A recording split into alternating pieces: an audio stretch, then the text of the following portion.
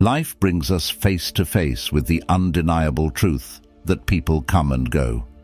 We bond with others, build connections, and often anchor our emotions to those relationships. Yet, what happens when those bonds break? How do you handle the emotional weight when someone no longer occupies the same space in your life, or when you realize they've never shared the same emotional investment? You might ask, how do I stop caring? Or, can I truly detach emotionally without losing a piece of myself? This is where Stoicism, particularly the wisdom of Marcus Aurelius, offers us a path. The Stoics were masters at understanding human emotions, not by avoiding them, but by learning how to balance their grip on our lives. Emotional detachment isn't about becoming cold or indifferent, but about regaining the power to act with clarity and inner peace. In this article, I'll guide you through 5 timeless Stoic rules on how to emotionally detach from someone, using Marcus Aurelius's wisdom as our beacon. This isn't just about theory, it's practical advice meant to reshape the way you engage with yourself and others. Rule 1. Understand the impermanence of life. Marcus Aurelius reminds us, everything we hear is an opinion, not a fact. Everything we see is a perspective, not the truth. When it comes to emotional attachments, we often cling to our personal perspective of someone, a narrative we create about their importance in our life. But the reality is, all relationships are transient. One moment you're close, the next they're gone, whether through distance, death, or the slow fade of intimacy. People leave.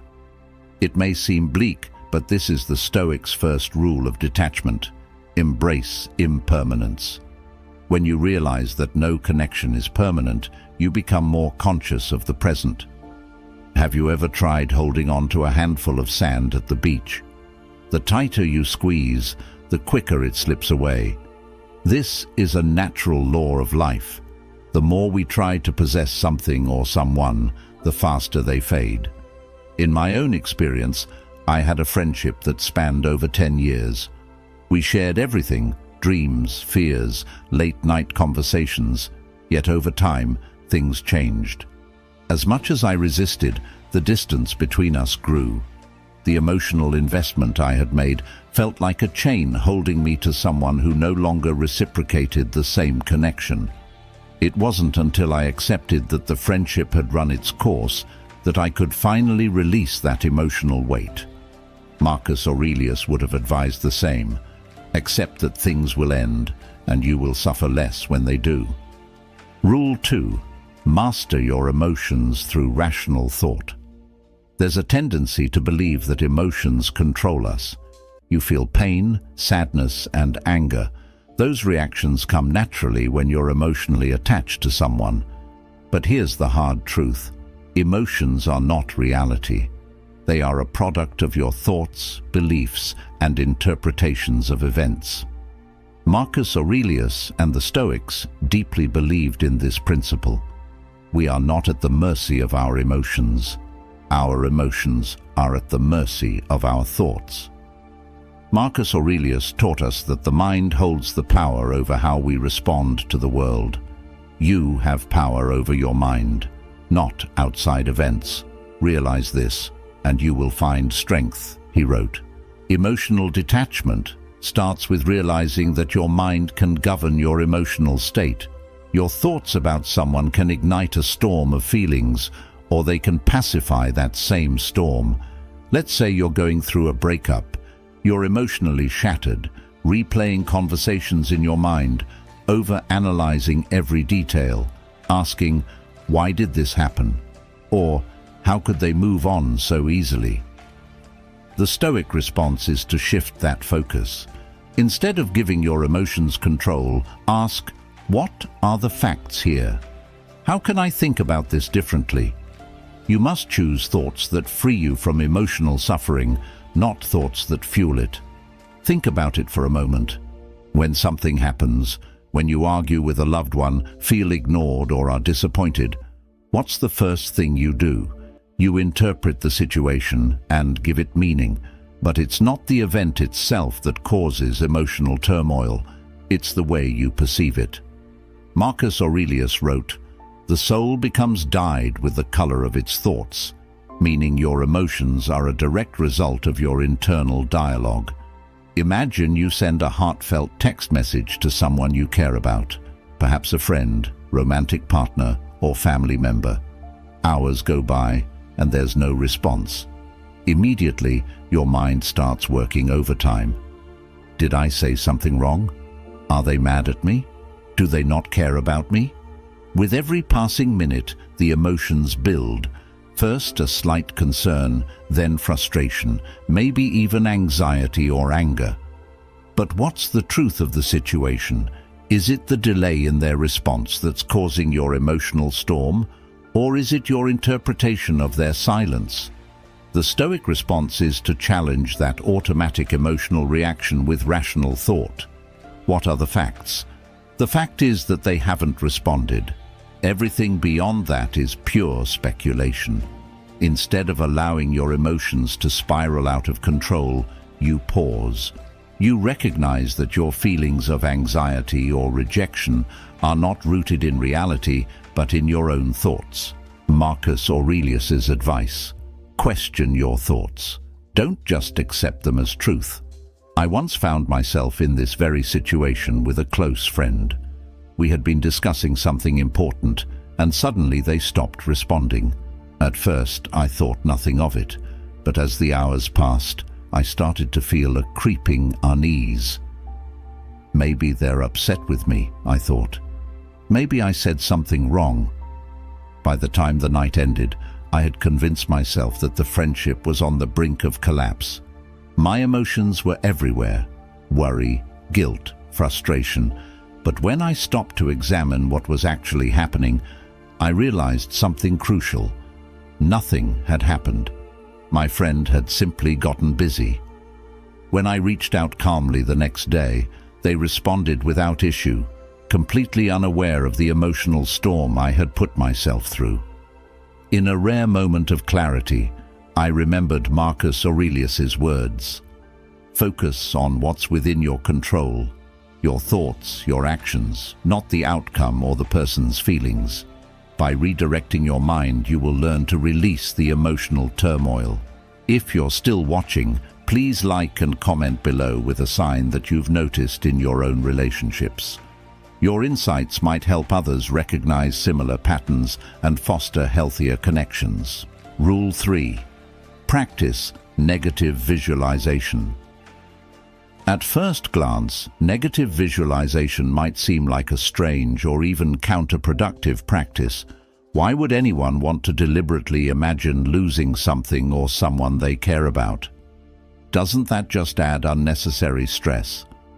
The truth is, this Stoic exercise, championed by Marcus Aurelius, is one of the most powerful tools to help you emotionally detach, not by hardening your heart, but by preparing your mind for life's inevitable losses. The idea is simple but profound. By imagining the worst-case scenario in advance, you lessen its emotional impact when or if it actually happens. This doesn't mean you become fatalistic or pessimistic. It means you're training yourself to accept reality as it is, rather than how you wish it would be. Marcus Aurelius wrote, "Do not disturb yourself by imagining the whole of your life's troubles at once. Rather, as each arises, meet it with calmness and self-control." In essence, negative visualization builds resilience. Imagine a person you're deeply attached to, a partner, a friend, a family member. Now, visualize your life without them. Picture them no longer in your day-to-day life. How does that feel? Uncomfortable, painful. That's exactly the point. The Stoics believed that by facing the emotional discomfort of loss in your mind, you reduce its power to devastate you in reality. I remember practicing this during a time when my best friend was considering moving overseas. We had been inseparable for years, and the thought of them being on the other side of the world filled me with dread. But rather than suppress that fear, I embraced it. Every day I'd imagine what life would be like without their presence. I pictured myself going about my routines, hanging out with other friends, and finding joy in new things. By the time they actually moved, I wasn't blindsided by grief or loneliness. The loss still stung, but I had already mentally rehearsed it, and that made all the difference. Another aspect of negative visualization is recognizing that loss is a natural part of life. Everything you cherish will one day be gone, either through separation, change, or death.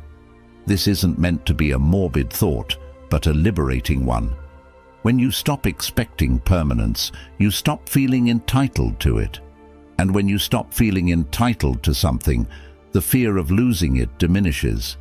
Take relationships, for example. Most of us, when we enter a relationship, assume it will last forever. We don't plan for things to end. But the truth is, nothing is guaranteed. Rather than clinging to the false hope of permanence, the Stoic approach is to appreciate what you have while you have it, knowing that it will eventually change. This shift in perspective can be incredibly freeing. I once had a relationship where I was constantly anxious about it ending. The thought of losing that person consumed me. But when I started practicing negative visualization, I stopped obsessing over trying to control the outcome. I imagined life after the relationship, and although it was painful to consider, it reminded me to be grateful for the present moment. When the relationship did eventually end, I found myself more prepared than I ever thought I'd be. The real gift of negative visualization is that it strengthens your inner resilience. By repeatedly imagining worst-case scenarios, you develop an inner stability that can't be easily shaken by life's changes. You learn that no matter what happens, you will be okay. And that's the ultimate form of emotional detachment, not from life, but from the illusion that you need things to stay the same in order to be happy. Rule 4. Focus on what you can control. One of the core teachings of Stoicism, and one of the most empowering realizations you can embrace, is that there are things within your control and there are things outside of your control. When it comes to emotionally detaching from someone, this distinction becomes absolutely crucial. Why? Because so much of the pain we feel in relationships stems from our desire to control things that we simply can't. Marcus Aurelius, in his Meditations, repeatedly emphasizes the need to focus only on what is within our control, our thoughts, actions, and responses. Everything else, other people's behavior, the outcomes of situations, the passing of time, is outside of our control.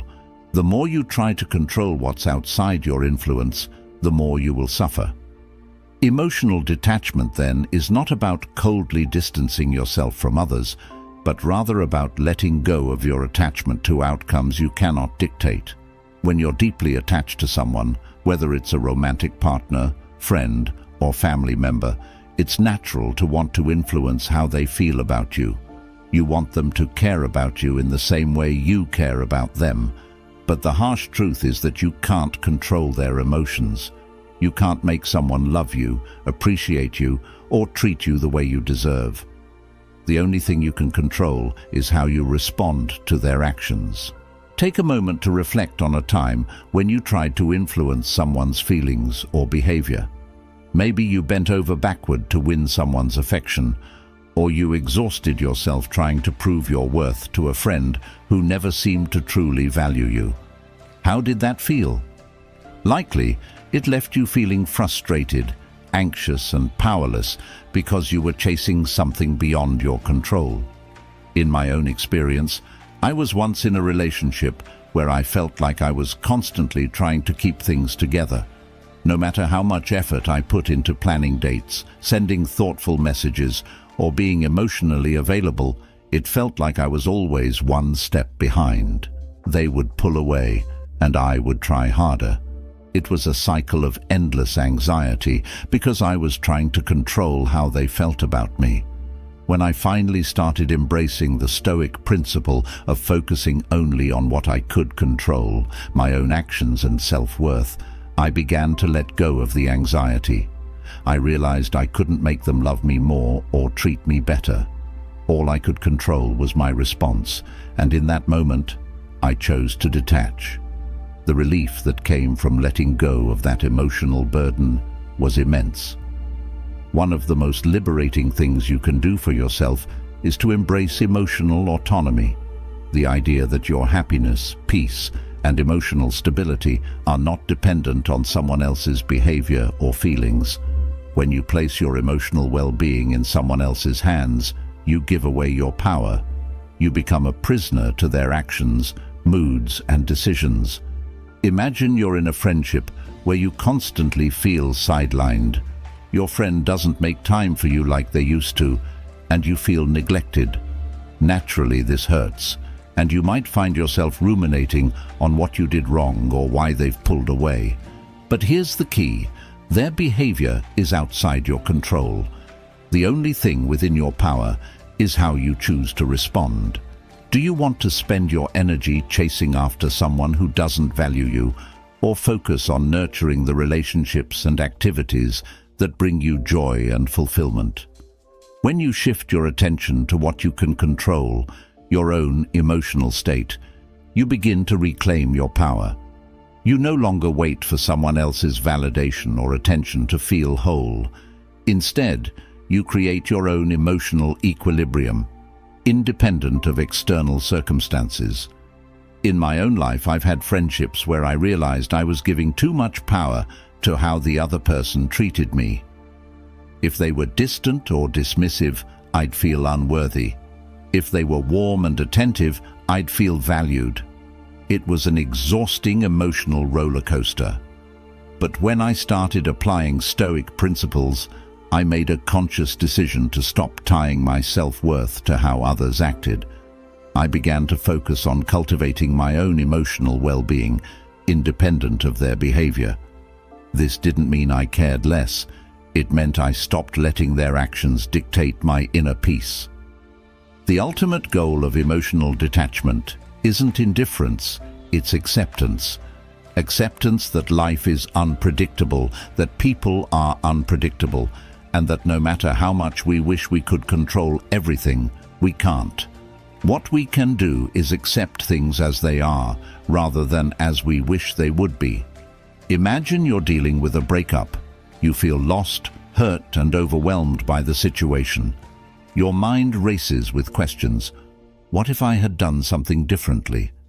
Why did this happen? Can I fix this?